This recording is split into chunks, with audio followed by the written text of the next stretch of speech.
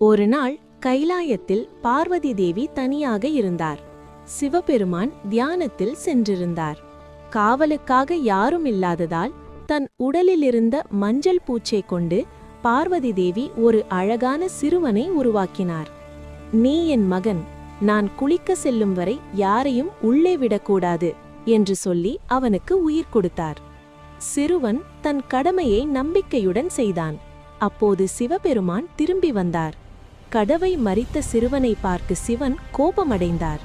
யார் என்று தெரியாமல் அவருடன் நடந்த போரில் அந்த சிறுவனின் தலையை துண்டித்தார். குளித்து வந்த பார்வதி இதை கண்டதும் துயரத்தில் ஆழ்ந்தார். உண்மை தெரிந்த சிவன் உடனே வருந்தினார். உயிர் கொடுக்க முடியும், ஆனால் தலையை மாற்ற வேண்டும் என்றார். வடக்கு திசையில் முதலில் காணப்படும் உயிரின் தலையை கொண்டு வரச் சொன்னார். அது யானையின் தலை. யானை தலையுடன் சிறுவன் மீண்டும் உயிர் பெற்றான். அவனே விநாயகர். சிவன், எந்த நல்ல காரியமும் உன்னை வணங்கிய பிறகே தொடங்க வேண்டும் என்று வரமளித்தார்.